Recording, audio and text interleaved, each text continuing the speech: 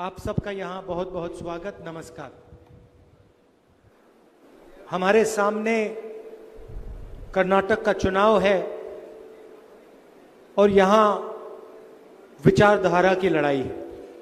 ನಮ್ಮ ಮುಂದೆ ಕರ್ನಾಟಕ ರಾಜ್ಯದ ವಿಧಾನಸಭೆಯ ಚುನಾವಣೆ ಇದೆ। ಇದು ಎರಡು ವಿಚಾರಧಾರೆಗಳ ಮಧ್ಯೆ ಇರತಕ್ಕಂತ ಹೋರಾಟ। कांग्रेस पार्टी जहां भी सरकार बनाती है, हमारी कोशिश होती है कि गरीबों के लिए, कमजोर लोगों के लिए हम पूरी की पूरी मदद करें। ಕಾಂಗ್ರೆಸ್ ಪಕ್ಷ ಎಲ್ಲೇ ಸರ್ಕಾರ ಮಾಡಿದ್ರೇನು ಸಹ ಸರ್ಕಾರದ ಮೂಲ ಉದ್ದೇಶ ಬಡವರಿಗೆ, ದುರ್ಬಲ ವರ್ಗದವರಿಗೆ ಎಲ್ಲ ರೀತಿಯ ಸಹಾಯವನ್ನು ಮಾಡತಕ್ಕಂತ ಕೆಲಸವನ್ನು ಮಾಡತಕ್ಕಂತದ್ದು। पिछले कुछ सालों से यहां पे बीजेपी की सरकार है, मगर ये सरकार आपने नहीं चुनी थी। ಕೆಲವು ವರ್ಷಗಳಿಂದ ಕರ್ನಾಟಕ ರಾಜ್ಯದಲ್ಲಿ ಭಾರತೀಯ ಜನತಾ ಪಾರ್ಟಿ ಸರ್ಕಾರ ಇದೆ, ಆದರೆ ಈ ಸರ್ಕಾರವನ್ನು ಕರ್ನಾಟಕ ರಾಜ್ಯದ ತಾವುಗಳು ಆರಿಸಿದಂತ ಸರ್ಕಾರ ಅಲ್ಲ। ये सरकार बीजेपी ने पैसे से और चोरी करके अपनी बनाई है। ಈ ಸರ್ಕಾರವನ್ನ ರಚನೆ ಮಾಡಲಿಕ್ಕೋಸ್ಕರ ಭಾರತೀಯ ಜನತಾ ಪಾರ್ಟಿಯವರು ಹಣದ ಬಲದಿಂದ ಕಳ್ಳತನವನ್ನ ಮಾಡಿ ಸರ್ಕಾರವನ್ನ ರಚನೆ ಮಾಡಿದ್ದಾರೆ। और ये सच्चाई है और पूरा कर्नाटक इस सच्चाई को जानता है। ಇದು ಸತ್ಯ, ಇಡೀ ಕರ್ನಾಟಕ ರಾಜ್ಯದ ಜನತೆಗೆ ಗೊತ್ತಿದೆ ಈ ಸತ್ಯ ಏನು ಅಂತ ಹೇಳಿ। करोड़ों रुपए देकर एमएलएस को खरीद कर लोकतंत्र को नष्ट करके यह सरकार बनाई गई। ಕೋಟ್ಯಾಂತರ ರೂಪಾಯಿ ಬಂಡವಾಳವನ್ನ ಹಾಕಿ ಶಾಸಕರನ್ನ ಖರೀದಿ ಮಾಡಿ ಈ ಸರ್ಕಾರವನ್ನ ರಚನೆ ಮಾಡಿರ್ತಕ್ಕಂಥದ್ದು ತಾವೆಲ್ಲರೂ ಸಹ ನೋಡಿದ್ದೀರಿ। बीजेपी के एमएलए ने कहा, हमने नहीं, बीजेपी के एमएलए ने कहा कि सीएम का पोस्ट 2500 करोड़ में खरीदा जा सकता है। ಭಾರತೀಯ ಜನತಾ ಪಾರ್ಟಿ ಒಬ್ಬ ಹಿರಿಯ ಬಿಜೆಪಿ ನಾಯಕರು ಹೇಳ್ತಾರೆ, ಭಾರತೀಯ ಜನತಾ ಪಾರ್ಟಿಯಲ್ಲಿ ಮುಖ್ಯಮಂತ್ರಿ ಆಗಬೇಕಾದ್ರೆ 2,500 ಕೋಟಿ ರೂಪಾಯಿ ಕೊಡಬೇಕು ಅಂತ ಹೇಳಿ। कॉन्ट्रैक्टर एसोसिएशन ने प्रधानमंत्री को चिट्ठी लिखी और कहा कि 40% कमीशन कर्नाटक की सरकार लेती है। ಕರ್ನಾಟಕ ಪ್ರದೇಶದ ಕಾಂಟ್ರಾಕ್ಟ್ ಅಸೋಸಿಯೇಷನ್ ಅವರು ಪ್ರಧಾನಮಂತ್ರಿಗಳಿಗೆ ಪತ್ರ ಬರೆದು ಈ ಭಾರತೀಯ ಜನತಾ ಪಾರ್ಟಿ ಸರ್ಕಾರ ಕರ್ನಾಟಕದಲ್ಲಿ 40% ಭ್ರಷ್ಟಾಚಾರವನ್ನ ಕೇಳ್ತಾ ಇದ್ದಾರೆ ಅಂತ ಹೇಳಿ। और शायद इतिहास में पहली बार दिंगलेश्वर स्वामी कहते हैं कि मुझे डिस्काउंट दिया। ಇತಿಹಾಸದಲ್ಲಿ ಮೊಟ್ಟ ಮೊದಲನೇ ಬಾರಿಗೆ ಪೂಜ್ಯ ದಿಂಗ್ಲೇಶ್ವರ ಸ್ವಾಮಿ ಅವರು ನನ್ನಲ್ಲೂ ಸಹ ಭ್ರಷ್ಟಾಚಾರದ ಹಣವನ್ನು ಕೇಳಿದ್ದಾರೆ ಅಂತ ಹೇಳಿದ್ದಾರೆ। कहते हैं कि मैं धार्मिक आदमी हूं, इसलिए मुझसे 40% कमीशन नहीं लिया, मुझसे सिर्फ 30% लिया। ಅವರು ಹೇಳ್ತಕ್ಕಂಥದ್ದು ಭಾರತೀಯ ಜನತಾ ಪಾರ್ಟಿಯವರು, ದಿಂಗ್ಲೇಶ್ವರ ಸ್ವಾಮಿ ಅವರು ಧಾರ್ಮಿಕ ಮಠದವರು, ಆದ್ರಿಂದ 40% ಬೇಡ ಅಂತ ಹೇಳಿ ನಮ್ಮಲ್ಲಿ 30% ಕೇಳಿರ್ತಕ್ಕಂಥವ್ರದ ಸ್ವಾಮೀಜಿ ಅವರು ಹೇಳಿರ್ತಕ್ಕಂಥ ತಾವೆಲ್ಲರೂ ಸಹ ಕೇಳಿದ್ದೀವಿ। एमएलए के बेटे करोड़ों रुपए लिए पकड़े जाते हैं। ಶಾಸಕನ ಮಗ ಕೋಟ್ಯಾಂತರ ರೂಪಾಯಿ ಹಣ ತೆಗೆದುಕೊಳ್ಳುವಾಗ ಸಿಕ್ಕಾಕೊಳ್ತಾರೆ। Police inspector scam, assistant professor scam, assistant engineer scam, district cooperative bank scam, ये सब बीजेपी के लोगों ने किए हैं। ಪೊಲೀಸ್ ಸಬ್ ಇನ್ಸ್ಪೆಕ್ಟರ್ ನೇಮಕಾತಿ, ಅಸಿಸ್ಟೆಂಟ್ ಇಂಜಿನಿಯರ್ಗಳ ನೇಮಕಾತಿ, ಟೀಚರ್ಗಳ ನೇಮಕಾತಿ, ಇವೆಲ್ಲವಲ್ಲೂ ಸಹ 40% ಕಮಿಷನ್ ತೆಗೆದುಕೊಂಡೇ ಇವರು ನೇಮಕಾತಿಗಳನ್ನು ಮಾಡಿರತಕ್ಕಂಥದ್ದು ನೋಡಿದ್ದೀರಿ। ये जो पैसा है ये आपके जेब में से लिया जा रहा है, मगर जा कहां रहा है? ಈ ಹಣ ತಮ್ಮ ಜೇಬಿನಿಂದ ಕಸಿತಾ ಇದ್ದಾರೆ ಭಾರತೀಯ ಜನತಾ ಪಾರ್ಟಿಯವರು। ಈ ಹಣ ಎಲ್ಲಿ ಹೋಗ್ತಾ ಇದೆ ಅಂತ ಹೇಳಿ ತಾವು ಯೋಚನೆ ಮಾಡಬೇಕು। आपकी शिक्षा में जा रहा है, अस्पतालों में जा रहा है, कहां जा रहा है? ಈ ಹಣ ತಮ್ಮ ಶಿಕ್ಷಣಕ್ಕೋಸ್ಕರ ವೆಚ್ಚ ಮಾಡ್ತಾ ಇದ್ದಾರಾ, ತಮ್ಮ ಆರೋಗ್ಯಕ್ಕಾಗಿ ವೆಚ್ಚ ಮಾಡ್ತಾ ಇದ್ದಾರಾ ಅಂತ ಹೇಳಿ ತಾವು ಯೋಚನೆ ಎಲ್ಲಿ ಹೋಗ್ತಾ ಇದೆ ಅನ್ನೋದು ನಾವು ಯೋಚನೆ ಮಾಡಬೇಕಾಗಿದೆ। कौन सी शक्तियों को इस पैसे का, आपके पैसे का फायदा हो रहा है? ಯಾವ ಶಕ್ತಿ ಈ ದೇಶದಲ್ಲಿ ತಮ್ಮ ಹಣದಿಂದ ಅವರಿಗೆ ಶಕ್ತಿ ಸಿಗ್ತಾ ಇದೆ? गरीबों को तो नहीं हो रहा है, मछुआरों को तो नहीं हो रहा है, किसानों को तो नहीं हो रहा है, मजदूरों को तो नहीं हो रहा है, बेरोजगार युवाओं को तो नहीं हो रहा है, तो किसको हो रहा है? ಬಡವರಿಗೆ ಈ ಹಣ ಬಡವರಿಗೆ ಹೋಗ್ತಾ ಇಲ್ಲ, ಮೀನುಗಾರರಿಗೆ ಹೋಗ್ತಾ ಇಲ್ಲ, ಕಾರ್ಮಿಕರಿಗೆ ಹೋಗ್ತಾ ಇಲ್ಲ, ಬಡವರಿಗೆ ಹೋಗ್ತಾ ಇಲ್ಲ. ಆದ್ರೆ ಈ ಹಣ ಎಲ್ಲಿ ಹೋಗ್ತಾ ಇದೆ ಅನ್ನೋದು ತಾವು ಯೋಚನೆ ಮಾಡಬೇಕಾಗಿದೆ. एक तरफ भ्रष्टाचार बढ़ता जा रहा है और दूसरी तरफ महंगाई. ಒಂದು ಕಡೆ ಭ್ರಷ್ಟಾಚಾರ ಬಹಳಷ್ಟು ಮೇಲೋಗಿದೆ, ಮತ್ತೊಂದು ಕಡೆ ಬೆಲೆ ಏರಿಕೆ, ತೀವ್ರವಾದ ಬೆಲೆ ಏರಿಕೆ. यूपीए के समय 400 रुपए का सिलेंडर था, अब 1100 का हो गया. ಯುಪಿಎ ಸರ್ಕಾರ ಇದ್ದಾಗ ಗ್ಯಾಸ್ ಸಿಲಿಂಡರ್, ಅಡಿಗೆ ಗ್ಯಾಸ್ ಸಿಲಿಂಡರ್ 400 ರೂಪಾಯಿ ಇದ್ದಿದ್ದು ಇವತ್ತು 1100 ರೂಪಾಯಿ ಆಗಿರ್ತಕ್ಕಂಥದ್ದು. डीजल 56 रुपए का था, 90 रुपए का हो गया. ಡೀಸೆಲ್ 56 ರೂಪಾಯಿ ಇದ್ದಿದ್ದು ಇವತ್ತು 90 ರೂಪಾಯಿ ಆಗಿದೆ. लाखों करोड़ रुपए सरकार ने डीजल पेट्रोल से कमाया है. ಸರ್ಕಾರ ಕೋಟ್ಯಾಂತರ ರೂಪಾಯಿ ಹಣವನ್ನ ಪೆಟ್ರೋಲ್ ಡೀಸೆಲ್ ಅಲ್ಲಿ ಸಂಪಾದನೆ ಮಾಡಿದ್ದಾರೆ. कुकिंग ऑयल 200 रुपए पर लीटर. ಅಡಿಗೆ ಅನಿಲ, ಅಡಿಕೆ ಎಣ್ಣೆ 200 ರೂಪಾಯಿ ಕೆಜಿಗೆ. दूध पे, दही पे जीएसटी. ಹಾಲು, ಮೊಸರು ಇದರ ಮೇಲೆ ಜಿಎಸ್ಟಿ. तो जो गरीब हैं वो भ्रष्टाचार और महंगाई के बीच में पिस रहे हैं. ಈ ಭ್ರಷ್ಟಾಚಾರ ಮತ್ತು ಬೆಲೆ ಏರಿಕೆಯ ಮಧ್ಯದಲ್ಲಿ ಬಡವರು ಸಿಕ್ಕಾಕೊಂಡಿದ್ದಾರೆ. अमीर लोगों को कुछ फर्क नहीं पड़ रहा है, ಶ್ರೀಮಂತರಿಗೆ ಇದರಿಂದ ಯಾವುದೇ ವ್ಯತ್ಯಾಸ ಆಗ್ತಾ ಇಲ್ಲ, गरीबों को नुकसान हो रहा है. ಬಡವರಿಗೆ ಇದರಿಂದ ಭಾರಿ ನಷ್ಟ ಆಗ್ತಾ ಇರ್ತಕ್ಕಂಥದ್ದು ನಾವು ನೋಡ್ತಾ ಇದ್ದೇವೆ. और इसलिए कांग्रेस ने निर्णय लिया है कि जब हमारी सरकार आएगी, जो कुछ ही दिनों में होने वाला है, हम कर्नाटक के गरीब लोगों से 4 वायदे करने चाहते हैं. ಅದಕ್ಕೋಸ್ಕರ ಕಾಂಗ್ರೆಸ್ ಪಕ್ಷ ನಾವು ನಿರ್ಣಯ ಮಾಡಿದ್ದೀವಿ, ಕರ್ನಾಟಕದ ಜನತೆಗೆ ಈ ಒಂದು ಭಯಂಕರವಾದ ಸ್ಥಿತಿಯಲ್ಲಿ ಅವರ ಸಮಸ್ಯೆಗಳನ್ನು ಪರಿಹಾರ ಮಾಡಲಿಕ್ಕೋಸ್ಕರ 4 ಗ್ಯಾರಂಟಿ ಸ್ಕೀಮ್ಗಳನ್ನು ತಂದಿದ್ದೇವೆ. और ये वायदा हम 6 महीने में, 1 साल में पूरा नहीं करेंगे. ये वायदा हम पहले दिन, पहली कैबिनेट मीटिंग में पूरे करेंगे. ಏನು ನಾವು ಭರವಸೆಯನ್ನು ಕೊಡ್ತಾ ಇದ್ದೀವಿ, ಈ ಭರವಸೆಯನ್ನ ನಾವು 6 ತಿಂಗಳು 1 ವರ್ಷ ಕಾಯೋದಿಲ್ಲ. ಸರ್ಕಾರ ಮಾಡಿದ ಒಂದೇ 1 ಗಂಟೆನಲ್ಲಿ ಎಲ್ಲ ಭರವಸೆಗಳನ್ನು ಅನುಷ್ಠಾನಕ್ಕೆ ತರ್ತೇವೆ. तो मैं आपको आज बताना चाहता हूं ये वायदे क्या हैं. ಇವತ್ತು ನಾನು ತಮಗೆ ಈ ಭರವಸೆಗಳ ವಿಚಾರದಲ್ಲಿ ಹೇಳಲಿಕ್ಕೆ ಇಚ್ಛೆ ಬೀಳ್ತೇನೆ. महंगाई की सबसे बड़ी चोट हमारी माताएं और बहनों को लगती है. ಈ ಒಂದು ಭರವಸೆಗಳ ಮೊಟ್ಟ ಮೊದಲನೇ ವಿಚಾರ, ಬೆಲೆ ಏರಿಕೆಯಲ್ಲಿ ಬಹಳಷ್ಟು ಹೊಡೆತ ತಿಂತಕ್ಕಂಥವರು ನಮ್ಮ ಮಾತೆಯರು, ಅಕ್ಕ ತಂಗಿಯರು. तो पहली कैबिनेट मीटिंग में महिलाओं के लिए हम गृह लक्ष्मी स्कीम चालू कर रहे हैं. ಮೊದಲನೇ ಕ್ಯಾಬಿನೆಟ್ ಮೀಟಿಂಗ್ ಅಲ್ಲಿ ಮಹಿಳೆಯರಿಗೋಸ್ಕರ ಗೃಹ ಲಕ್ಷ್ಮಿ ಯೋಜನೆಯನ್ನು ಜಾರಿಗೆ ತರ್ತೇವೆ. 2000 रुपए हर महीने हर महिला के बैंक अकाउंट में. ಪ್ರತಿ ತಿಂಗಳು 2000 ರೂಪಾಯಿ ಮನೆ ಒಡತಿಗೆ ಪ್ರತಿ ತಿಂಗಳು ಅವರ ಅಕೌಂಟ್ಗೆ ಹೋಗ್ತಕ್ಕಂಥ ಕಾರ್ಯಕ್ರಮ ಇದು. कुछ भी हो जाए, आंधी आ जाए, तूफान आ जाए, हर महीने महिलाओं के बैंक अकाउंट में 2000 रुपए मिलेंगे. ಪ್ರಪಂಚದಲ್ಲಿ ಏನಾದರೂ ಆಗಲಿ, ಬಿರುಗಾಳಿ ಬರಲಿ, ಪ್ರವಾಹ ಬರಲಿ, ಪ್ರತಿ ತಿಂಗಳು ಮನೆ ಒಡತಿಗೆ 2000 ಕೊಡ್ತಕ್ಕಂಥದ್ದು ಖಚಿತವಾಗಿದೆ ಅಂತ ಹೇಳಿಕ್ಕೆ ಇಚ್ಛೆ ಬೀಳ್ತಾ ಇದ್ದೇನೆ. दूसरा स्कीम गृह ज्योति स्कीम. ಎರಡನೇ ಕಾರ್ಯಕ್ರಮ ಗೃಹ ಜ್ಯೋತಿ ಕಾರ್ಯಕ್ರಮ. 200 यूनिट बिजली के हर महीने मुफ्त में. ಈ ಒಂದು ಭರವಸೆ ಏನು ಅಂದ್ರೆ ಪ್ರತಿಯೊಂದು ಮನೆಗೂ ಸಹ 200 ಯೂನಿಟ್ ವಿದ್ಯುತ್ ಶಕ್ತಿ ಉಚಿತವಾಗಿ ಕೊಡ್ತಕ್ಕಂಥದ್ದು. तीसरा वायदा अन्न भाग्य स्कीम. ಮೂರನೇ ಭರವಸೆ ಅನ್ನ ಭಾಗ್ಯ 10 ಕಾರ್ಯಕ್ರಮ. किलो चावल परिवार के हर मेंबर को. 10 ಕಿಲೋ ಅಕ್ಕಿಯನ್ನ ಪ್ರತಿ ಕುಟುಂಬದ ಪ್ರತಿ ಸದಸ್ಯರಿಗೆ ಪ್ರತಿ ತಿಂಗಳು ಕೊಡ್ತಕ್ಕಂಥದ್ದು ಅನ್ನ ಭಾಗ್ಯ. और चौथा स्कीम युवा निधि.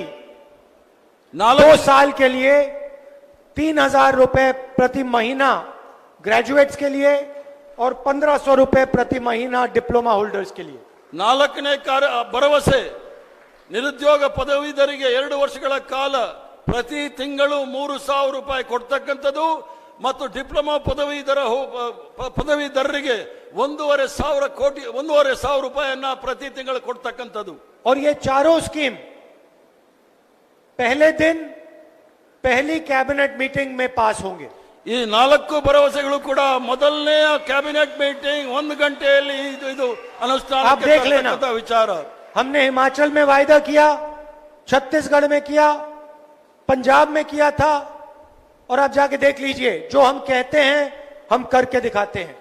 ತಮ್ಗೆಲ್ರಿಗೂ ಹೇಳಬೇಕಾದ್ರೆ ನಾವು ಛತ್ತೀಸ್ಗಢಲ್ಲಿ, ಹಿಮಾಚಲ ಪ್ರದೇಶದಲ್ಲಿ, ಪಂಜಾಬಲ್ಲೂ ಸಹ ಮಾಡಿದ್ವಿ ಈ ಕಾರ್ಯಕ್ರಮವನ್ನು ಅನುಷ್ಠಾನಕ್ಕೆ ತರತಕ್ಕಂತ ವಿಚಾರ। हम झूठे वायदे नहीं करते हैं। ನಾವು ಸುಳ್ಳು ಭರವಸೆಗಳನ್ನ ಕೊಡೋದಿಲ್ಲ। जैसे प्रधानमंत्री जी ने कहा था 15 लाख रुपए हर बैंक अकाउंट में जाएंगे, कहा था नोटबंदी काले धन के खिलाफ लड़ाई है, ऐसे झूठ हम नहीं बोलते। ಏನು ನಮ್ಮ ದೇಶದ ಪ್ರಧಾನಮಂತ್ರಿ ಸುಳ್ಳು ಹೇಳಿ ತಮ್ಮ ಅಕೌಂಟ್ಗೆ 15 ಲಕ್ಷ ರೂಪಾಯಿ ಹಾಕ್ತೀನಿ ಅಂತ ಹೇಳಿದ್ರು, ಆತರ ನಾವು ಸುಳ್ಳು ಹೇಳೋದಿಲ್ಲ। ಅಥವಾ ಡಿಮಾನಿಟೈಸೇಷನ್ ಮಾಡಿ, ನೋಟ್ ಅಮಾನ್ಯೀಕರಣ ಮಾಡಿ ಸುಳ್ಳು ಭರವಸೆಗಳನ್ನು ಕೊಟ್ಟಿದ್ರು, ಆತರ ನಾವು ಸುಳ್ಳು ಹೇಳಲಿಕ್ಕೆ ತಯಾರಿಲ್ಲ। मैं यहां आज आपसे बात करने आया हूं, मगर आपकी बात सुनने भी आया हूं। ನಾನು ಇಲ್ಲಿ ಬಂದಿರತಕ್ಕಂಥದ್ದು ತಮ್ಮ ಜೊತೆ ಮಾತಾಡಲಿಕ್ಕೆ ಮತ್ತು ತಮ್ಮ ಮಾತನ್ನು ಸಹ ಆಲಿಸಲಿಕ್ಕೆ ಬಂದಿದ್ದೀನಿ। मेरे बोलने से ज्यादा जरूरी आपका बोलना है। ನಾನು ಮಾತಾಡೋದಕ್ಕಿಂತ ಹೆಚ್ಚಿನದಾಗಿ ತಾವು ತಮ್ಮ ಅನಿಸಿಕೆಗಳನ್ನ ಹೇಳೋದು ಬಹಳ ಮುಖ್ಯ। क्योंकि सरकार को आपके लिए काम करना है। ಯಾಕೆ ಅಂತ ಹೇಳಿದ್ರೆ ಬರ್ತಕ್ಕಂಥ ಸರ್ಕಾರ ತಮಗೋಸ್ಕರ ಕಾರ್ಯ ಮಾಡಬೇಕಾಗಿದೆ, ಆದ್ರಿಂದ ತಮ್ಮಿಂದ ನಾನು ಕೇಳಲಿಕ್ಕೆ ಇಚ್ಛೆ ಬೀಳ್ತೇನೆ। और इसलिए इस मीटिंग में हमने आपको अपने विचार रखने की जगह दी है। ಅದಕ್ಕೋಸ್ಕರ ಈ ಒಂದು ಸಭೆಯಲ್ಲಿ ತಮ್ಮ ವಿಚಾರಗಳನ್ನು ನಮ್ಮ ಮುಂದೆ ಇಡ್ಲಿಕ್ಕೋಸ್ಕರ ಈ ಒಂದು ಕಾರ್ಯಕ್ರಮವನ್ನು ಏರ್ಪಡಿಸಿದ್ದೇವೆ। मगर आपकी बात सुनने से पहले मैं 2-3 चीजें आपके लिए, मछुआरों के लिए भी कहना चाहता हूं। ತಮ್ಮ ಮಾತು ಕೇಳೋದಕ್ಕಿಂತ ಮೊದಲು ನಾನು 2-3 ವಿಚಾರಗಳನ್ನ ಯಾರು ಮೀನುಗಾರರಿಗೆ ನಾನು ಹೇಳಬೇಕಾಗಿದೆ ಅದನ್ನು ಹೇಳಲಿಕ್ಕೆ ಇಚ್ಛೆ ಬೀಳ್ತೇನೆ। हमारी सरकार जैसे ही आएगी वैसे हम आपके लिए एक स्कीम तैयार करेंगे। ನಮ್ಮ ಸರ್ಕಾರ ಬಂದ ತಕ್ಷಣವೇ ನಿಮಗೋಸ್ಕರ ಕೆಲವು ಕಾರ್ಯಕ್ರಮಗಳನ್ನ, ಸ್ಕೀಮ್ಗಳನ್ನ ಜಾರಿಗೆ ತರ್ತೇವೆ। 3 चीजें हम आपके लिए करेंगे।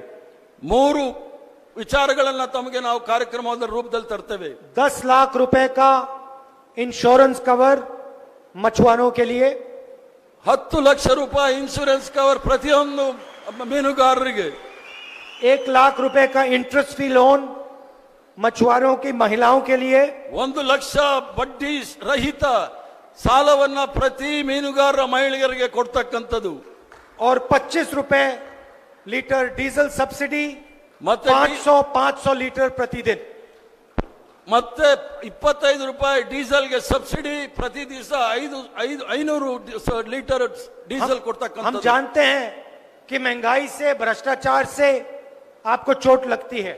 ನನಗೆ ಚೆನ್ನಾಗಿ ಅರ್ಥ ಆಗಿದೆ, ಭ್ರಷ್ಟಾಚಾರದಿಂದ ಮತ್ತು ಬೆಲೆ ಏರಿಕೆಯಿಂದ ತಮಗೆ ಬಹಳಷ್ಟು ಆಘಾತ ಆಗಿದೆ। आपको बैंक लोन लेना मुश्किल होता है, ತಮಗೆ ಬ್ಯಾಂಕ್ ಅಲ್ಲಿ ಸಾಲ ತೆಗೆದುಕೊಳ್ಳಲು ಸಹ ಕಷ್ಟ ಆಗ್ತಾ ಇದೆ।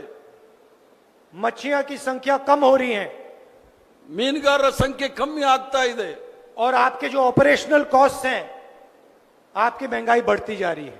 ತಾವು ಏನು ಆಪರೇಷನಲ್ ಕಾಸ್ಟ್ ಅಂದ್ರೆ ನೀವು ನಡೆಸಲಿಕ್ಕೆ ಉಡ್ತಕ್ಕಂಥ ಬಂಡವಾಳ ಅದ್ರೂ ಸಹ ಬಹಳ ವಿರಳವಾಗಿದೆ। इसलिए हम आपको मदद करना चाहते हैं, थोड़ी सी राहत देना चाहते हैं। ಅದಕ್ಕೋಸ್ಕರ ತಮಗೆ ಸಹಾಯ ಮಾಡಿ ಸಮಸ್ಯೆಗೆ ಪರಿಹಾರ ಮಾಡಲಿಕ್ಕೆ ಕೆಲವು ಕಾರ್ಯಕ್ರಮಗಳು ಹಮ್ಮಿಕೊಂಡಿದ್ದೇವೆ। अब मैं आपके जो विचार हैं, आपके सवाल हैं, सुनना चाहता हूं।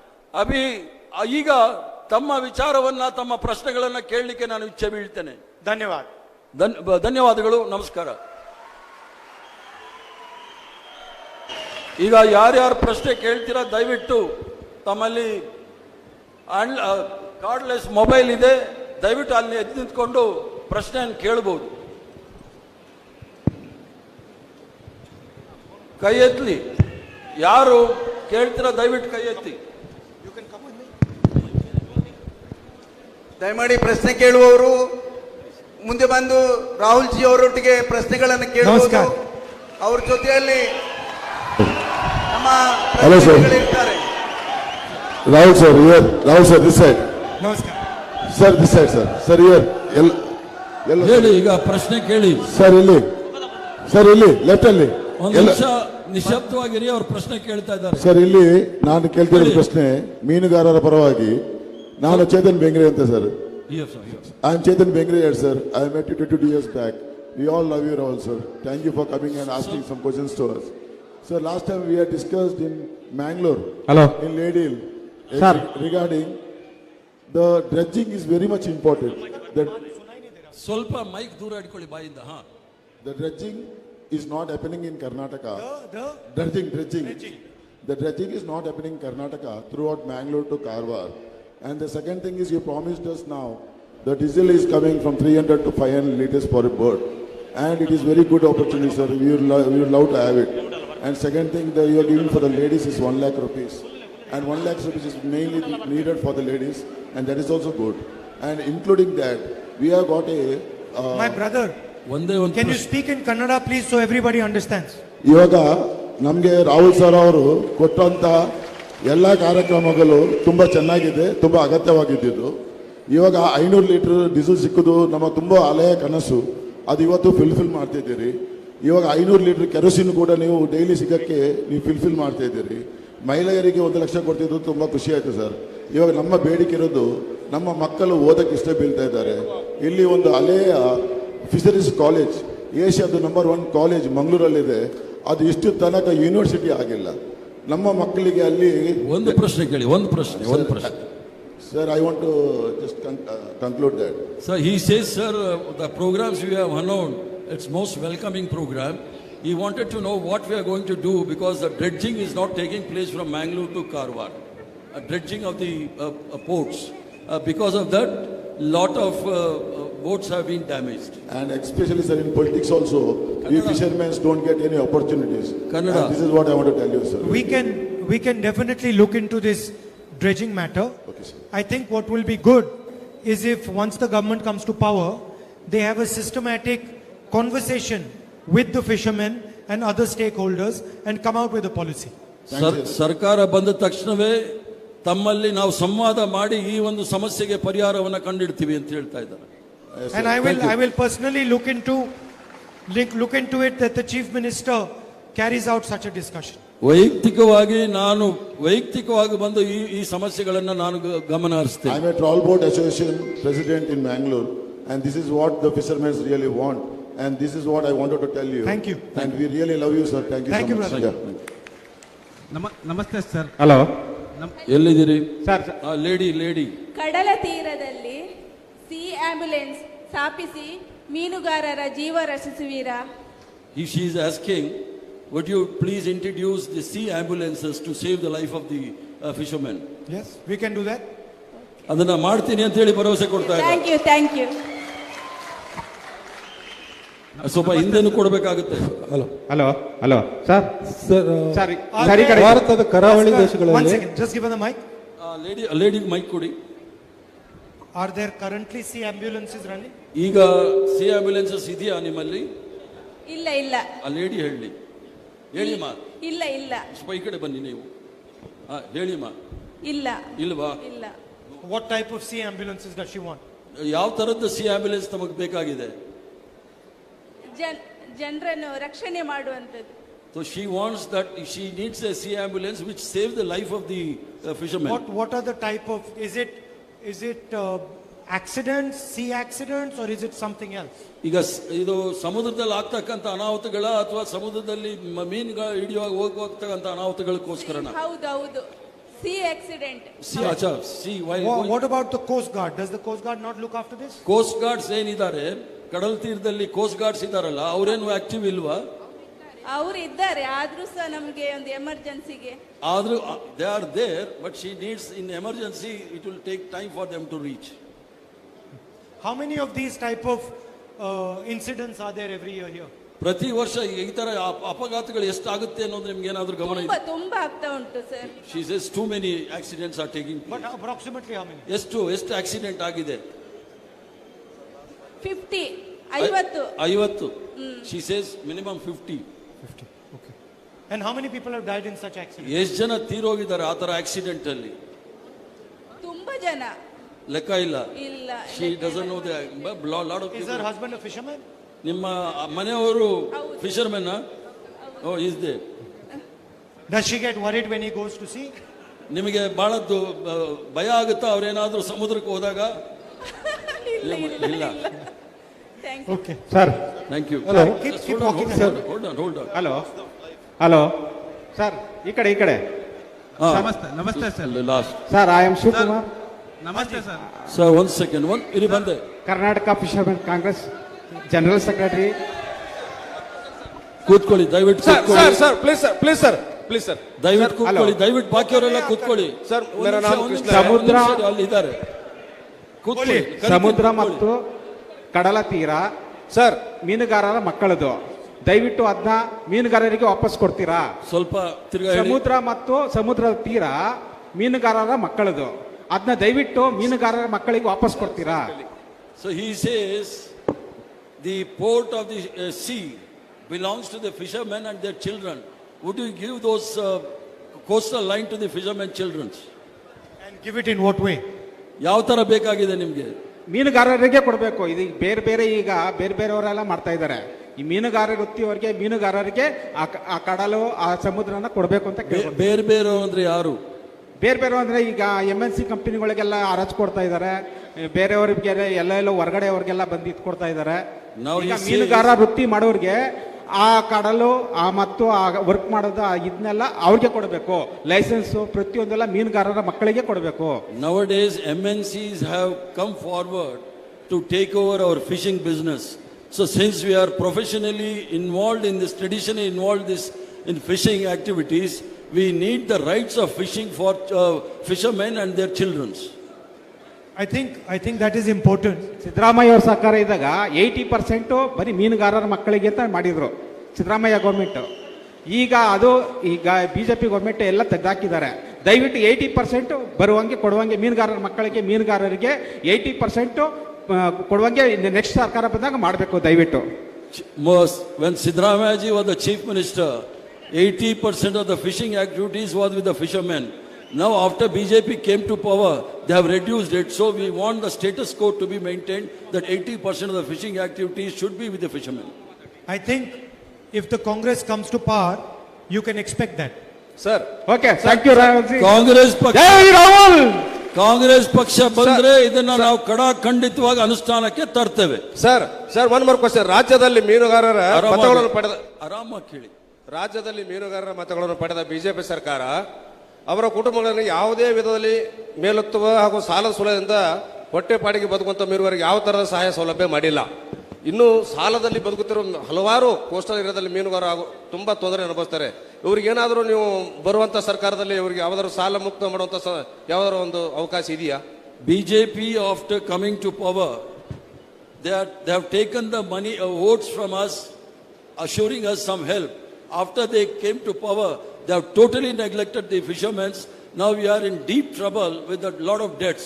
Will the Congress government will write off the debts? Well, I can't here take such decisions. These decisions are for the chief minister to take. ಈ ಒಂದು ವಿಚಾರದಲ್ಲಿ ಕರ್ನಾಟಕ ರಾಜ್ಯದ ಮುಖ್ಯಮಂತ್ರಿಗಳು, ಕಾಂಗ್ರೆಸ್ ಪಕ್ಷದ ಮುಖ್ಯಮಂತ್ರಿಗಳು ಇದರ ಬಗ್ಗೆ ತೀರ್ಮಾನ ತೆಗೆದುಕೊಳ್ತಾರೆ. But what I can assure you is that a Congress government will be very sensitive to the needs of the fishermen. ಏನ್ ತಮಗೆ ನಾನು ಭರವಸೆ ಕೊಡಬೇಕು ಅಂತ ಇದ್ದೀನಿ ಅಂದ್ರೆ, ಕಾಂಗ್ರೆಸ್ ಪಕ್ಷ ಇದನ್ನ ಬಹಳ ಸೂಕ್ಷ್ಮವಾಗಿ ಇದಕ್ಕೆ ಗಮನ ಹರಿಸಿ ಇದಕ್ಕೆ ಪರಿಹಾರವನ್ನು ಕಂಡುಹಿಡಿತೇವೆ. And we will make sure that your interests are protected. ಒಂದಂತೂ ನಾನು ಬಹಳ ಖಚಿತವಾಗಿ ಹೇಳ್ತಾ ಇದ್ದೀನಿ, ನಿಮ್ಮ ಆಸಕ್ತಿಯನ್ನ, ನಿಮ್ಮ ಇಂಟ್ರೆಸ್ಟ್ ನಾನು ಅದನ್ನ ರಕ್ಷಣೆ ಮಾಡ್ತೇನೆ. We understand very well your struggle and the unfair competition that you are put into. ನಿಮ್ಮ ಸಮಸ್ಯೆಗಳು ಏನಿದೆ ಅದನ್ನ ನಾನು ಆಳವಾಗಿ ಅರ್ಥ ಮಾಡ್ಕೊಂಡಿದ್ದೀನಿ. ಮತ್ತೆ ಅದು ಬಹಳ ವ್ಯಕ್ತಿಗತ ಬಹಳ ವಿರುದ್ಧವಾಗಿರ್ತಕ್ಕಂಥ ಕಾಂಪಿಟೇಷನ್ ಏನಿದೆ ಅದ್ರ ಬಗ್ಗೆನೂ ಸಹ ನನಗೆ ಗೊತ್ತಿದೆ. I understand how difficult it is for you to give your children an education. Not only that, for you to survive. ನನಗೆ ಅದು ಸಹ ಗೊತ್ತಾಗ್ತಾ ಇದೆ. ಈ ಒಂದು ಸ್ಥಿತಿನಲ್ಲಿ ನಿಮ್ಮ ಮಕ್ಕಳಿಗೆ ಯಾವ ರೀತಿ ಶಿಕ್ಷಣ ಕೊಡಕ್ಕೆ ನಿಮಗೆ ಕಷ್ಟ ಆಗ್ತಾ ಇದೆ, ಅದು ಸಹ ಬಹಳ ಗಂಭೀರವಾದ ವಿಚಾರ. And you are getting hit from multiple sides. ತಮಗೆ ಬಹಳಷ್ಟು ದಿಕ್ಕಿನಿಂದ ತಮಗೆ ತೊಂದರೆ ಆಗ್ತಾ ಇದೆ, ಅದನ್ನು ಸಹ ನಮ್ಮ ಗಮನದಲ್ಲಿದೆ. It is not just one area. ಒಂದೇ ಒಂದು ವಿಚಾರ, ಒಂದೇ ದಿಕ್ಕಿನಿಂದ ನಿಮಗೆ ತೊಂದರೆ ಬರ್ತಾ ಇಲ್ಲ, ಎಲ್ಲ ದಿಕ್ಕಿನಿಂದಲೂ ಸಹ ತೊಂದರೆ ಬರ್ತಾ ಇದೆ. You get hit by GST, you get hit by prices, you get hit by diesel, kerosene, ತಮಗೆ GST ಇಂದ ತೊಂದರೆ, ಬೆಲೆ ಏರಿಕೆಯಿಂದ ತೊಂದರೆ, ಪೆಟ್ರೋಲ್ ಇಂದ ತೊಂದರೆ, ಡೀಸೆಲ್ ಇಂದ ತೊಂದರೆ, ಸಿಮೆಂಟ್ ಇಂದ ತೊಂದರೆ, ಎಲ್ಲ ದಿಕ್ಕಿನಿಂದಲೂ ಸಹ ನಿಮಗೆ ತೊಂದರೆ ಆಗ್ತಾ ಇದೆ. So any real solution has to take into account all these factors. ಈ ಒಂದು ವಿಚಾರಕ್ಕೆ ನಿಜವಾದ ಖಚಿತವಾಗಿ ಏನಾದರೂ ಪರಿಹಾರ ಬರಬೇಕಂದ್ರೆ ನಾವು ಎಲ್ಲವನ್ನು ಸಹ ಗಮನದಲ್ಲಿ ಇಟ್ಕೊಂಡು ಪರಿಹಾರವನ್ನು ತಂದು ಕೊಡ್ತೇವೆ. The starting point is, do you believe in the value of fishermen? Do you believe in what they do? Do you understand what they are doing for the nation? ವಿಚಾರ ಏನು ಅಂತ ಹೇಳಿದ್ರೆ, ನಿಮಗೆ ಮೀನುಗಾರಿಕೆಯಲ್ಲಿ ನಂಬಿಕೆ ಇದೆಯಾ? ಮೀನುಗಾರಿಕೆಯಿಂದ ದೇಶಕ್ಕೆ ಯಾವ ರೀತಿ ಅನುಕೂಲ ಆಗ್ತಾ ಇದೆ, ಈ ನಂಬಿಕೆ ಬಹಳ ಮುಖ್ಯ ಅನ್ನೋದನ್ನ ನಾವೆಲ್ಲರೂ ಸಹ ಅರ್ಥ ಮಾಡ್ಕೊಳ್ಬೇಕು. Like the farmers give this nation food, you do the same job. ಯಾವ ರೀತಿ ರೈತರಿದ್ದಾರೆ ಅದೇ ರೀತಿ ದೇಶವನ್ನ ನಿಮ್ಮ ಕೈಲೂ ಸಹ ನಾವು ಕೊಡಬೇಕು ಅನ್ನೋ ಮೂಲ ಉದ್ದೇಶ. Farmers are farming the land, you are farming the sea. ರೈತರು ಕೃಷಿ ಭೂಮಿಯನ್ನ ಮಾಡ್ತಾ ಇದ್ದಾರೆ, ನೀವು ಸಮುದ್ರದಲ್ಲಿ ಕೃಷಿ ಮಾಡ್ತಾ ಇದ್ದೀರಾ ಅನ್ನೋದನ್ನ ನಿಮ್ ಗಮನಕ್ಕೆ ತರ್ತಾ ಇದ್ದೀನಿ. And the same protection that farmers get, you should also get. ಏನು ನಮ್ಮ ಕೃಷಿ ರೈತರಿಗೆ ರಕ್ಷಣೆ ಸಿಗ್ತಾ ಇದೆ, ಅದೇ ರಕ್ಷಣೆಯು ಸಹ ಮೀನುಗಾರಿಕೆ ಸಹ ಸಿಗಬೇಕು ಅನ್ನೋದು ನನ್ನ ಅನಿಸಿಕೆ. That is why I have been promoting and saying that a dedicated ministry for fisheries that is effective is very important. ನಾನು ಮೊದಲಿಂದಾನು ಹೇಳ್ತಾ ಇದ್ದೀನಿ, ಮೀನುಗಾರರಿಗೆ ಕೋಸ್ಕರ ಒಂದು ಮಂತ್ರಿ ಮಂಡಲವನ್ನ ಮಾಡಬೇಕು ಅಂತ ಹೇಳಿ ನಾನು ಹೇಳ್ತಾ ಇದ್ದೇನೆ. You have to have a place where you can put your complaints, where you can say what your struggle is about. ನಿಮ್ಮ ಸಮಸ್ಯೆಗಳನ್ನ ಅಥವಾ ನಿಮ್ಮ ಗಮನವನ್ನು ಹರಿಲಿಕ್ಕೋಸ್ಕರ ನಿಮಗೆ ಒಂದು ನಿರ್ದಿಷ್ಟವಾದ ಇಲಾಖೆ ಬೇಕು, ಅದನ್ನ ಅಲ್ಲಿ ಹೇಳಲಿಕ್ಕೆ ನಾನು ಅನುಕೂಲ ಮಾಡಿಕೊಡ್ತೇನೆ. I also understand there is a conflict between large fishermen and small fishermen. ಏನು ಮೀನುಗಾರಿಕೆಯಲ್ಲಿ ದೊಡ್ಡ ಮೀನುಗಾರರು ಮತ್ತು ಸಣ್ಣ ಮೀನುಗಾರರು ಸಹ ಒಂದು ಸ್ಪರ್ಧೆ ಇದೆ, ಅದು ಸಹ ನನಗೆ ಅರ್ಥ ಆಗ್ತಾ ಇದೆ. People who have huge resources and then people who are competing with them with almost no resources. ಯಾರ ಹತ್ರ ಅಬರ್ಗ ಶ್ರೀಮಂತರಿದ್ದಾರೆ, ಅಗರ್ಭ ಶ್ರೀಮಂತರಿದ್ದಾರೆ, ಯಾರ ಹತ್ರ ದೊಡ್ಡ ಬಂಡವಾಳ ಇದೆ, ಅವರಲ್ಲಿ ನೀವು ಸ್ಪರ್ಧೆ ಮಾಡಕ್ಕೆ ಸಣ್ಣ ಮೀನುಗಾರರಿಗೆ ಬಹಳ ತೊಂದರೆ ಆಗ್ತಾ ಇದೆ. And it is important that fairness persists. ಇದಕ್ಕೋಸ್ಕರ ನಾವು ಸರಿಯಾದ ರೀತಿಯ ಒಂದು ಕಾರ್ಯಕ್ರಮವನ್ನು ಮಾಡಬೇಕಾಗಿದೆ. It shouldn't be that the small fisherman is starving to death and the big fisherman is taking everything. ಇದನ್ನ ನಾವು ನಿಲ್ಲಿಸಬೇಕಾಗಿದೆ. ಸಣ್ಣ ಮೀನುಗಾರರು ಅವರು ಹೊಟ್ಟೆ ಹಸಿವಿನಿಂದ ಸಾಯೋ ಪರಿಸ್ಥಿತಿನಲ್ಲಿ ಬಂದಿದ್ದಾರೆ, ಶ್ರೀಮಂತರು ಲಾಭ ಮಾಡ್ತಾ ಇದ್ದಾರೆ, ಶ್ರೀಮಂತ ಮೀನುಗಾರರು. But this type of understanding can only come after having conversations with you. This type of understanding can only come after conversations with you. ಈ ಒಂದು ವಿಚಾರದಲ್ಲಿ ಆಳವಾಗಿ ತಿಳ್ಕೊಳ್ಬೇಕಂದ್ರೆ ಇನ್ನು ಹೆಚ್ಚಿನ ಸಂವಾದ ಮಾಡಿದ ನಂತರ ಮಾತ್ರ ಈ ವಿಚಾರಗಳು ಹೊರಗಡೆ ಬರುತ್ತೆ. It will also come with experiencing what you are experiencing. ಮತ್ತೆ ಈ ವಿಚಾರಗಳು ಸಹ ನಿಮ್ಮ ಅನುಭವದ ಮೇಲೂ ಸಹ ಈ ವಿಚಾರಗಳು ಹೊರಗಡೆ ಬರುತ್ತೆ. So some years back I went on a fishing boat with my friends in Kerala. ಕೆಲವು ವರ್ಷಗಳ ಹಿಂದೆ ನನ್ನ ಸ್ನೇಹಿತರ ಜೊತೆಗೆ ನಾನು ಫಿಶಿಂಗ್ ಕೇರಳದಲ್ಲಿ ಬೋಟಿಂಗ್ ಹೋಗಿದ್ದೆ. Maybe some of you saw the videos or the pictures. Maybe some of you saw the video and the pictures. ಕೆಲವರು ನೀವೆಲ್ಲ ವಿಡಿಯೋದಲ್ಲಿ ನೋಡಿರ್ತೀರಿ ಯೂಟ್ಯೂಬ್ ಅಲ್ಲಿ ಆ ಪಿಕ್ಚರ್ ನ. And so we left at 4 o'clock in the morning. 4 ಗಂಟೆ ಬೆಳಿಗ್ಗೆ there it is. There's the picture. ಆ picture ಇದೆ ನೋಡಿ, ಅಲ್ಲಿ ಟಿವಿ ಸ್ಕ್ರೀನ್ ಅಲ್ಲಿ ಪಿಕ್ಚರ್ ಕಾಣ್ತಾ ಇದೆ. So we left at 4 in the morning. 4 ಗಂಟೆಗೆ ನಾವು ಬೆಳಿಗ್ಗೆ ಹೋದ್ವಿ. And we went out to the sea and then we put the net and we pulled the net out. ನಾವು ಸಮುದ್ರದ ಮಧ್ಯಕ್ಕೆ ಹೋಗಿ ಬಲೆಯನ್ನ ಬೀಸಿ ಮೀನು ಹಿಡಲಿಕ್ಕೆ ಪ್ರಯತ್ನ ಮಾಡಿದ್ವಿ.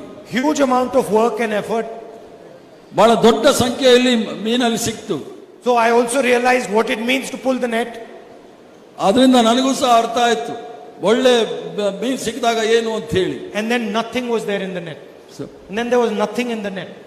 ಆಗ ನೆಟ್ಟಲ್ಲೂ ಸಹ ನೋಡಿದಾಗ ಕೆಲವು ಸಂದರ್ಭದಲ್ಲಿ ಏನು ಇಲ್ಲದೆ ಇರ್ತಕ್ಕಂಥದ್ದು. So I understand the type of risk that you're taking. So ಅದರಿಂದ ನನಗೂ ಸಹ ಅರ್ಥ ಆಗುತ್ತೆ ಏನು ಆಗುತ್ತೆ ಮೀನುಗಾರಿಕೆಗೆ ಹೋದಾಗ. You're putting huge amount of effort, but the sea is unpredictable. ತಾವು ಬಹಳಷ್ಟು ಶ್ರಮವನ್ನು ಹಾಕ್ತಿರಿ ಅಲ್ಲಿ, ಆದ್ರೆ ಸಮುದ್ರದ ನಾವು ಯಾರೂ ಸಹ ಊಹೆ ಮಾಡ್ಲಿಕ್ಕೆ ಆಗೋದಿಲ್ಲ. ಒಂದೊಂದು ಸಂದರ್ಭದಲ್ಲಿ weather can damage your boat, can sink your boat. ಈ ಒಂದು ಆ ಸಮುದ್ರದಲ್ಲಿ ನಿಮ್ಮ ಬೋಟ್ಗೆ ತೊಂದರೆ ಆಗ್ಬೋದು ಅಥವಾ ನಿಮ್ಮ ಬೋಟ್ ಕೂಡ ಮುಳುಗಬಹುದು. Someday you might catch fish, other days you might not. ಕೆಲವು ಸಂದರ್ಭದಲ್ಲಿ ನೀವು ಮೀನು ಹಿಡಿಬಹುದು, ಕೆಲವು ಸಂದರ್ಭದಲ್ಲಿ ಮೀನು ಸಿಗದೇ ಇರಬಹುದು. So we have to be sensitive to the risk that you're taking. ನಮಗೆ ಅಷ್ಟೊಂದು ಗಂಭೀರತೆ ನಮಗಿದೆ. ನೀವೇನು ಕಷ್ಟದಿಂದ ಮಾಡ್ತಾ ಇದ್ದೀರಾ, ರಿಸ್ಕ್ ತಗೋತಾ ಇದ್ದೀರಾ, ಅದ್ರ ಬಗ್ಗೆನೂ ಸಹ ನಮ್ಮ ಗಮನದಲ್ಲಿ. And that is why I think it is important that leaders who want to help you and want to understand what you're doing are having conversations like this. ಅದಕ್ಕೋಸ್ಕರ ನಮ್ಮ ನಾಯಕರು ನಿಮಗೆ ಸಹಾಯ ಮಾಡಬೇಕು ಅಂತ ಇದ್ದಾರೆ. ಅದಕ್ಕೋಸ್ಕರ ಈ ಸಂವಾದವನ್ನು ಏರ್ಪಾಡು ಮಾಡಿದ್ದೇವೆ. And also going with you in the boat to see exactly what you're dealing with. ಅದಕ್ಕೋಸ್ಕರ ನಾನು ಸಮುದ್ರದಲ್ಲಿ ಹೋಗಿ ಆ ಬೋಟಲ್ಲಿ ಹೋಗಿ ನೀವು ಏನು ಕಷ್ಟ ಬೀಳ್ತೀರಾ ಅನ್ನೋದನ್ನ ನಾನು ಕಣ್ಣಾರೆ ನೋಡಿದ್ದೇನೆ. Of course, by going one day we will never understand. But ನಾನು ಒಂದೇ ದಿವಸಕ್ಕೆ ಹೋದ್ರೆ ನಿಮ್ಮ ಕಷ್ಟಗಳೆಲ್ಲ ನನಗೆ ಗೊತ್ತಾಗೋದಿಲ್ಲ. But it's still better to go one day than not to go at all. ಆದ್ರಿಂದ ಆದ್ರೂ ಸಹ ಒಂದು ದಿವಸ ಹೋಗಿ ನಿಮ್ಮ ಕಷ್ಟಗಳು ಏನು ಅನ್ನೋದನ್ನ ನೋಡ್ಲಿಕ್ಕೆ ನನಗೊಂದು ಅವಕಾಶ ಸಿಕ್ತು. I have come here to build a relationship with you. ಇವತ್ತಿನಿಂದ ನಿಮ್ಮ ಜೊತೆ ಒಂದು ರೀತಿಯ ನೇರವಾದ ಸಂಬಂಧವನ್ನು ಬೆಳೆಸಲಿಕ್ಕೆ ನಾನು ಇಚ್ಛೆ ಬೀಳ್ತೇನೆ. I want to have a relationship where you can tell me what you feel. ನಾನು ಆ ರೀತಿ ಸಂಬಂಧವನ್ನು ಇಟ್ಲಿಕ್ಕೆ ಬೀಳ್ತೇನೆ. ನಿಮ್ಮ ಸಮಸ್ಯೆಗಳು ಏನು ಅಂತ ಹೇಳಿ ನನಗೆ ಹೇಳಲಿಕ್ಕೆ ನಿಮ್ಗೆ ಅನುಕೂಲ ಆಗಲಿ ಅಂತ. Where you see me as a family member. ನಾನು ಕೂಡ ನಿಮ್ಮ ಕುಟುಂಬದ ಸದಸ್ಯನಾಗಿ ತಾವು ಕರ್ಕೊಳ್ಳಿ. Someday I might tell you that what you're saying cannot be done. Someday I might tell you what you're saying cannot be done. ಒಂದ್ ದಿವಸ ನೀವೇನು ಮಾಡ್ತಾ ಇದ್ರೆ ಅದನ್ನ ಮಾಡಕ್ ಆಗದೆ ಇರ್ಬೋದು ಅಂತ ಹೇಳ್ಬೋದು. And someday I'll tell you what you're saying is going to be done. ಒಂದ್ ದಿವಸ ನಾನು ಹೇಳ್ಬೋದು ನೀವೇನು ಮಾಡ್ತಾ ಇದ್ರೆ ಅದನ್ನ ಮಾಡಬಹುದು ಅಂತ ಹೇಳಲಿಕ್ಕೆ ನನಗೆ ಇಚ್ಛೆ ಬೀಳ್ತೇನೆ. But what is important is that we are always talking and listening to each other. ಬಹಳ ಮುಖ್ಯವಾಗಿರ್ತಕ್ಕಂಥದ್ದು ನೇರವಾದ ಸಂವಾದ. And that you understand that I am working in your interest. ನಾನು ತಮಗೆ ಹೇಳಲಿಕ್ಕೆ ಇಚ್ಛೆ ಬೀಳ್ತಾನೆ, ನಾನು ತಮ್ಮ ವಿಚಾರದಲ್ಲಿ ಕೆಲಸ ಮಾಡಲಿಕ್ಕೆ ನಾನು ಇಚ್ಛೆ ಬೀಳ್ತೇನೆ. And that I will not compromise your interest. That I will not compromise your interest. ಆ ವಿಚಾರದಲ್ಲಿ ಯಾವುದೇ ರೀತಿಯ ರಾಜಿ ಮಾಡ್ಕೊಳ್ಳೋದಿಲ್ಲ ನಿಮ್ಮ ಸಮಸ್ಯೆಗಳ ವಿಚಾರದಲ್ಲಿ. So that is why I came here. Thank you very much. ಅದಕ್ಕೋಸ್ಕರ ನಾನು ಬಂದಿದ್ದೀನಿ. ನಿಮ್ಗೆಲ್ಲರೂ ಸಹ ಧನ್ಯವಾದಗಳು. Now if somebody else would like to say something. ನಮ್ಮ ಕರ್ನಾಟಕದಲ್ಲಿ ನಿಮ್ಮ ಸರ್ಕಾರ ಅಧಿಕಾರಕ್ಕೆ ಬಂದ್ರೆ ನಮ್ಮ ಮೀನುಗಾರ ಮಕ್ಕಳಿಗಾಗಿ ಮೀಸಲಾತಿಗಳಲ್ಲಾಗ್ಲಿ ವಿದ್ಯಾಭ್ಯಾಸದಲ್ಲಾಗಿ ಯಾವುದೇ ರೀತಿ ಶೈಕ್ಷಣಿಕವಾದ ನಮಗೆ ಅನುಕೂಲ ಯಾವ ರೀತಿ ಮಾಡಿಕೊಡ್ತೀರಾ? ಅದಾದಮೇಲೆ ಮೀನುಗಾರರಿಗೆ ಅವರ ಅಧ್ಯಯನಕ್ಕಾಗಿ ಕಾಲೇಜುಗಳಾಗಲಿ ಅಥವಾ ವಿಶ್ವವಿದ್ಯಾಲಯಗಳಾಗಲಿ ಎಷ್ಟು ಸ್ಥಾಪಿಸ್ತೀರಾ ಅನ್ನೋದು ನಮಗೆ ಬೇಕು. So when Congress government comes to power, she wants to know what kind of reservation you give it to us for education of our children. And for the higher education, is there any idea of opening the higher education institutions for the children of the fishermen? Well, I've been raising this issue throughout the campaign in Karnataka. ಈ ವಿಚಾರವನ್ನ ನಾನು ಸತತವಾಗಿ ಈ ಒಂದು ಪ್ರಚಾರ ಭಾಷಣಗಳಲ್ಲಿ ಬಹಿರಂಗ ಸಭೆಗಳಲ್ಲಿ ಹೇಳ್ತಾ ಇದ್ದೇನೆ. If we look at the national government, ತಾವೇನಾದರೂ ರಾಷ್ಟ್ರೀಯ ಸರ್ಕಾರವನ್ನು ನೋಡಿದಾಗ, and we look at the 70 most powerful people in that government, in the bureaucracy, ಈ ಒಂದು ಸರ್ಕಾರದಲ್ಲಿ 70 ಬಹಳ ಶಕ್ತಿಯುತವಾದ ಸಚಿವರನ್ನು ನೋಡಿದಾಗ, they are the people who run the government of India. ಈ ಒಂದು ಸೆಕ್ರೆಟರಿಗಳು ಏನಿದ್ದಾರೆ 70 ಜನ, ಇವರು ಸರ್ಕಾರವನ್ನು ನಡೆಸ್ತಾರೆ. They are the people who decide what the government of India is going to do. ಈ 70 ಜನ ತೀರ್ಮಾನ ಮಾಡ್ತಾರೆ ಸರ್ಕಾರ ಏನು ಮಾಡುತ್ತೆ ಅಂತ ಹೇಳಿ. What we find is that only 7% of them come from OBC, Dalit and tribal and minority communities. 70 ಜನಗಳಲ್ಲಿ ಕೇವಲ 7% ಮಾತ್ರ ದಲಿತರು, ಆದಿವಾಸಿಗಳು ಮತ್ತು ಹಿಂದುಳಿದವರು ಇದ್ದಾರೆ. So I have been raising the issue of the caste census. ಈ ವಿಚಾರದಲ್ಲೇ ನಾನು ಸತತವಾಗಿ ಜನಗಣತಿ ವಿಚಾರವನ್ನ ನಾನು ಈಗಾಗಲೇ ಬಹಳಷ್ಟು ವಿಚಾರದಲ್ಲಿ ನಾನು ಪ್ರಸ್ತಾಪ ಮಾಡಿದ್ದೇನೆ. When the UPA was in power, we did a caste census that asked everybody in India which community they were from. UPA ಸರ್ಕಾರ ಇದ್ದಾಗ ನಾವು ಜನಗಣತಿಯನ್ನ ಮಾಡಿ ಯಾವ ಸಮುದಾಯದವರು ಎಷ್ಟು ಜನಸಂಖ್ಯೆ ಇದೆ ಅನ್ನೋದನ್ನ ತಿಳ್ಕೊಳ್ಳಿಕ್ಕೆ ನಾವು ಮಾಡಿದ್ವಿ ಜನಗಣತಿಯನ್ನ. That data is available with the government of India. ಆ ಸಂಪೂರ್ಣವಾದ ಜನಗಣತಿ ಈಗಿರ್ತಕ್ಕಂಥ ಕೇಂದ್ರ ಸರ್ಕಾರದಲ್ಲಿ ಇದೆ. But the government of India is not releasing this data. ಇವತ್ತಿಗೂ ಸಹ ಕೇಂದ್ರ ಸರ್ಕಾರ ಅದನ್ನ ಬಹಿರಂಗಪಡಿಸಿಲ್ಲ. When you go to the doctor with a problem, for example, you have an injury on the leg, the first thing the doctor will do is take an MRI or make an X-ray. ತಾವೇನಾದರೂ ವೈದ್ಯರ ಹತ್ರ ಹೋದಾಗ ಕಾಲಲ್ಲಿ ನೋವಿದೆ ಅಂತ ಹೇಳಿದಾಗ ಅವರು MRI ಮಾಡಿ ನಿಮ್ಮ ಎಕ್ಸ್ರೇ ತೆಗಿತಾರೆ. He does this to understand the problem. ಆ ಎಕ್ಸ್ರೇ ಯಾಕೆ ತೆಗಿತಾರೆ ಅಂತ ಹೇಳಿದ್ರೆ ನಿಮ್ಮ ಸಮಸ್ಯೆ ಏನು ಅಂತ ತಿಳ್ಕೊಳ್ಳಿಕ್ಕೋಸ್ಕರ. If we want to understand the problem, we have to understand how many people are from which community. ಈ ದೇಶದ ಸಮಸ್ಯೆಯನ್ನು ನಾವು ತಿಳ್ಕೊಳ್ಬೇಕಾದ್ರೆ ಜನಗಣತಿಯ ಮೂಲಕ ಯಾವ ಸಮಾಜದವರು ಎಷ್ಟು ಜನಸಂಖ್ಯೆ ಇದೆ ಅನ್ನೋದು ತಿಳ್ಕೊಳ್ಳೋದು ಬಹಳ ಮುಖ್ಯ. After that, it is very easy to resolve who gets what. ಅದಾದ ಮೇಲೆ ಕೇಂದ್ರ ಸರ್ಕಾರದಿಂದ ತಮ್ಮ ಸಮಸ್ಯೆಗಳಿಗೆ ಯಾವ ರೀತಿ ನಾವು ಸಮಸ್ಯೆಗೆ ಪರಿಹಾರ ಕಂಡುಹಿಡಿಬಹುದು ಅನ್ನೋದು ಬಹಳ ಸುಲಭ. Which community is she from? ತಾವು ಯಾವ ಸಮುದಾಯ? She belongs to fisherman community. It comes under OBC? OBC here. How many OBCs are there in India? OBCs ಅವರು ಎಷ್ಟು ಜನ ಇದ್ದಾರೆ ದೇಶದಲ್ಲಿ? She doesn't know the answer. She doesn't know the answer. Say it in Kannada. ನಿಮಗೆ ಆ ವಿಚಾರ ಗೊತ್ತಿಲ್ಲ ಎಷ್ಟು ಜನ OBCಗಳು ಹಿಂದುಳಿದ ವರ್ಗದವರು ಇದ್ದಾರೆ ಅಂತ ಹೇಳಿ ದೇಶದಲ್ಲಿ? Nobody. 30. No. 70% we are. See, you are saying fishermen 20% ಅಂತನಾ ಅಥವಾ OBC? OBC कितना है? ಸಂಪೂರ್ಣವಾಗಿ ಹಿಂದುಳಿದವರು ಎಷ್ಟಿದ್ದಾರೆ ಅಂತ ಹೇಳಿ? ಸಂಪೂರ್ಣವಾಗಿ ಹಿಂದುಳಿದವರು 50% ಇದ್ದಾರೆ. 50%. 50% है. Now the caste census will prove this for sure. ಈ ಒಂದು ಜನಗಣತಿ ಜಾತಿ ಜನಗಣತಿ ಆದಾಗ ಇದನ್ನ ಬಹಳ ಸ್ಪಷ್ಟವಾಗಿ ಅದನ್ನ ಒಂದು ಚಿತ್ರ ಕೊಡುತ್ತದೆ. Now, if OBC is 50% and tribals and Dalits are also there, there must be at least 70%. ಈಗ OBC ಅವರು 20% ಆದ್ರೆ, ಹಿಂದುಳಿದವರು 20% ಆದ್ರೆ, ಪರಿಶಿಷ್ಟ ಜಾತಿ ಮತ್ತು ಪರಿಶಿಷ್ಟ ಪಂಗಡವರು 20% ಆದ್ರೆ 70% ಈ ಮೀಸಲಾತಿಯಲ್ಲಿ ಬರಬೇಕಾಗುತ್ತೆ. Why does 70% have only 7% representation in the most powerful body in the government of India? ನನ್ನ ಪ್ರಶ್ನೆ ಇಷ್ಟೇ, ಏನು 70% ಭಾಗದಷ್ಟು ಇರ್ತಕ್ಕಂಥ ಜನಸಂಖ್ಯೆಗೆ ಕೇವಲ 7% ಮಾತ್ರ ಕೇಂದ್ರ ಸರ್ಕಾರದಲ್ಲಿ ಇದ್ದಾರೆ ಅಂತ ಹೇಳಿ. So what I'm saying is, the first step in solving this reservation problem is in understanding clearly what is the population of different communities. ಮೊದಲನೇ ಹೆಜ್ಜೆ ಏನು ಅಂತಂದ್ರೆ ಈ ಜನಗಣತಿಯ ಮೂಲಕ ನಮಗೆ ನಮ್ಮ ಈ ಹಿಂದುಳಿದ ವರ್ಗದವರಾಗಲಿ ಪರಿಶಿಷ್ಟ ಜಾತಿ ಪರಿಶಿಷ್ಟ ಪಂಗಡವರ ಸಮಸ್ಯೆ ಏನು ಅಂತ ತಿಳ್ಕೊಳ್ಬಹುದು. Second step is in removing the cap that is there of 50%.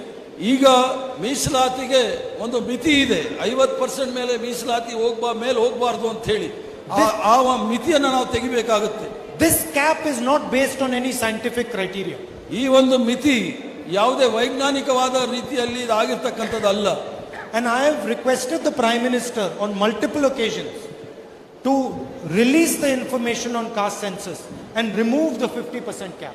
ಬಹಳಷ್ಟು ಬಾರಿ ನಾನು ಪ್ರಧಾನ ಮಂತ್ರಿಗಳಲ್ಲಿ ಮನವಿ ಮಾಡಿದ್ದೇನೆ, 50% ಮಿತಿ ಇರೋದನ್ನು ತೆಗಿರಿ ಮತ್ತು ಜನಗಣತಿಯಲ್ಲಿ ಇರ್ತಕ್ಕಂಥ ವಿಚಾರವನ್ನ ಬಹಿರಂಗಪಡಿಸಿ ಅಂತ ಹೇಳಿ. He refuses to do it. ಈಗಲೂ ಸಹ ಅದನ್ನ ಮಾಡಕ್ಕೆ ಅವರು ಒಪ್ತಾನೂ ಇಲ್ಲ. I am giving you a guarantee. The moment the UPA comes to power in Delhi, we will do both those things. ಇದು ನಿಮಗೆ ಭರವಸೆ ಕೊಡ್ಲಿಕ್ಕೆ ಇಚ್ಛೆ ಬೀಳ್ತಾನೆ. UPA ಸರ್ಕಾರ ಬಂದ ದಿವಸವೇ ನಾವು ಇದನ್ನ ಎಲ್ಲ ಅನುಷ್ಠಾನಕ್ಕೆ ತರ್ತೇವೆ. And in Hindi, jitni abadi utni bhagidari. ಹಿಂದಿನಲ್ಲಿ ಹೇಳ್ತಾರೆ, ನಿಮ್ಮ ಜನಸಂಖ್ಯೆ ಎಷ್ಟಿದೆ ಅಷ್ಟು ನಿಮಗೆ ಪಾಲುದಾರಿ ಇದೆ ಸರ್ಕಾರದಲ್ಲಿ ಅಂತ ಹೇಳಿ. And for that we need to understand, number one, how much is the population of each community. ಅದಕ್ಕೋಸ್ಕರ ಎಲ್ಲ ಸಮುದಾಯದವರ ಜನಸಂಖ್ಯೆ ಎಷ್ಟಿದೆ ಅಂತ ತಿಳ್ಕೊಳ್ಬೇಕಾದು ಬಹಳ ಮುಖ್ಯ. This is a revolutionary idea for our country. ಇದು ಒಂದು ಕ್ರಾಂತಿಕಾರಿಯ ಚಿಂತನೆ ಅಂತ ಹೇಳಿ ನಮ್ಮ ದೇಶಕ್ಕೆ ನಾನು ಹೇಳಲಿಕ್ಕೆ ಇಚ್ಛೆ ಬಿಡ್ತೀನಿ. And it is important if we need this country to move forward. ಏನಾದ್ರೂ ಈ ರಾಷ್ಟ್ರ ಮುಂದೆ ಹೋಗ್ಬೇಕಾದ್ರೆ ಈ ಒಂದು ವಿಚಾರವನ್ನ ನಾವು ಅನುಷ್ಠಾನಕ್ಕೆ ತರಬೇಕಾಗುತ್ತೆ. Thank you. ಧನ್ಯವಾದಗಳು. ನನ್ನ ಹೆಸರು ನಮಸ್ಕಾರ ರಾಹುಲ್ ಜಿ. ನಮಸ್ಕಾರ. ಸಾವಿತ್ರಿ ನಾರಾಯಣ ಅಡವೆಗೆದ್ದೆ ಶಿರೂರು. ಮೀನುಗಾರ ಮಹಿಳೆಯರಿಗೆ ಈಗಾಗಲೇ 50,000 ಸಾಲ ಸೌಲಭ್ಯ ನೀಡುತ್ತಿದ್ದೀರಿ. ಅದಕ್ಕೆ 5 ಲಕ್ಷಕ್ಕೆ ಏರಿಸಿ ಅದಕ್ಕೆ ಸಬ್ಸಿಡಿ ನೀಡುವಿರ ಅಂತ ಸಮಸ್ತ ಮೀನುಗಾರ ಮಹಿಳೆಯರ ಪರವಾಗಿ ಕೇಳ್ಕೊಳ್ಳಿ. She says, as of now the government is giving 50,000 loan facility She wants that it should be raised to 5 lakh. Loan should be given to the women members of the fisher community. Well, we have committed 1 lakh. Let us see.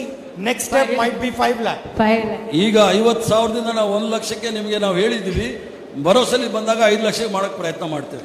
ಸಬ್ಸಿಡಿನೂ ಕೊಡುವಂತ ಪ್ರಯತ್ನವನ್ನು ಮಾಡಬೇಕು. I don't want to make commitments that I cannot guarantee. ನನಗೆ ಸುಳ್ಳು ಹೇಳಲಿಕ್ಕೆ ಇಚ್ಛೆ ಬೀಳೋದಿಲ್ಲ. ನನ್ನ ಕೈಲಿ ಏನಾಗುತ್ತೆ ಅದನ್ನು ಮಾತ್ರ ನಿಮಗೆ ನಾನು ಭರವಸೆ ಕೊಡ್ಲಿಕ್ಕೆ ಆಗುತ್ತೆ. Because then the next time I come here, you will not believe me. ಯಾಕಂದ್ರೆ ನಾನು ಭರವಸೆಲಿ ಬಂದಾಗ ನಾನು ಸುಳ್ಳು ಹೇಳಿದ್ರೆ ನೀವು ಭರವಸೆಲಿ ನನ್ನನ್ನು ನಂಬೋದಿಲ್ಲ. These things need to be studied in detail before you can make commitments. ಈ ವಿಚಾರವನ್ನು ನಾವು ಆಳವಾಗಿ ಅದನ್ನ ಪರಿಶೀಲನೆ ಮಾಡಿ ಆಮೇಲೆ ತೀರ್ಮಾನಕ್ಕೆ ಬರ್ತೀವಿ. Otherwise it is irresponsible. ಅದಾದ್ರೆ ಬೇಜವಾಬ್ದಾರಿ ಆಗುತ್ತೆ ಇಲ್ಲ ಅಂತ ಹೇಳಿದ್ರೆ. For the commitments that we have made, we have studied in detail where the money will come from and how the money will come. ಏನು 4 ಭರವಸೆಗಳನ್ನ ನಮಗೆ ನಾವು ಕಾಂಗ್ರೆಸ್ ಪಕ್ಷದವರು ಕೊಟ್ಟಿದ್ದೀವಿ, ಇದನ್ನ ಆಳವಾಗಿ ನಾವು ಅಧ್ಯಯನ ಮಾಡಿ ತಮ್ಮ ಮುಂದೆ ನಾವು ಹೇಳಿದ್ದೇವೆ. That is why I can say it with confidence. ಅದಕ್ಕೋಸ್ಕರ ನಾನು ಪೂರ್ಣ ನಂಬಿಕೆಯಿಂದ ನಿಮಗೆ ಹೇಳ್ತಾ ಇದ್ದೇನೆ. And with confidence I can tell you that 1 lakh loan we will give you. ಆದ್ರಿಂದ ಈ ಒಂದು ಭರವಸೆ ಏನಿದೆ 1 ಲಕ್ಷ ಲೋನ್ ನಾವು ಕೊಡ್ತೀವಿ. Thank you. Thank you sir. ಧನ್ಯವಾದಗಳು. ನಮಸ್ತೆ ರಾಹುಲ್ ಜಿ. ನಮಸ್ತೆ. ಥ್ಯಾಂಕ್ ಯು. Namaskar. जोड़ो जोड़ो जोड़ो जोड़ो जोड़ो जोड़ो जोड़ो जोड़ो जोड़ो जोड़ो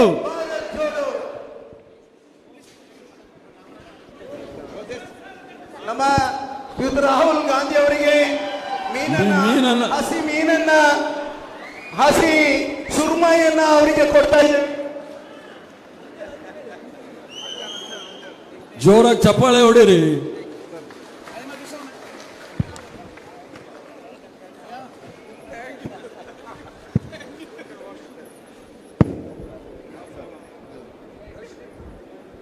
ಆ ಅಂಜಲ್ ಮೀನನ್ನ ಅವರು ತಿರುಗಿ ನಮ್ಮ ಪಾರ್ಲಿಮೆಂಟ್ ಸದಸ್ಯರಾದ ಪ್ರತಾಪನವರಿಗೆ ಹಿಂದಿರುಗಿಸಿದ್ದಾರೆ. ರಾಹುಲ್ ಜಿ ಅವರಿಗೆ ಕೃತಜ್ಞತೆಗಳು.